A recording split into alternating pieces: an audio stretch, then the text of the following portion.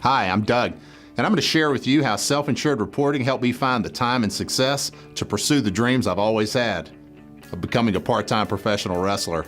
The Manimal! Ha ha ha, laugh all you want. But I tell you what, when I get your self-insured clients in a boardroom, you're not going to be laughing anymore.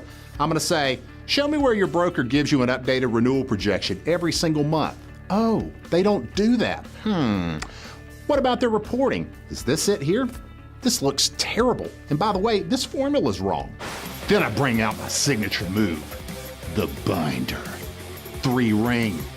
I show them how my self-insured clients simply log in and see how all their plans are performing versus budget, what their year-end costs are expected to be, and I even show them an actuarial projection of their renewal. That's right, every single month. I can even come off the top rope and drill down into the analytics of their claims, evaluate different providers' cost, or even take a look at what conditions are pushing up their cost. Then I pile drive down into their plan members to see what each person could do to improve managing of their disease. It's a 1-2 punch that gets them every time. So let me tell you something, all you haters. You don't like it? I'll slap you in the face. I'm just kidding. Only in the squared circle. I don't want to get arrested for assault or anything.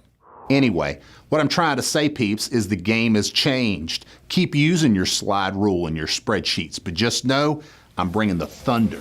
So you might not like self-insured reporting and you might not like me, but you're gonna learn to love us.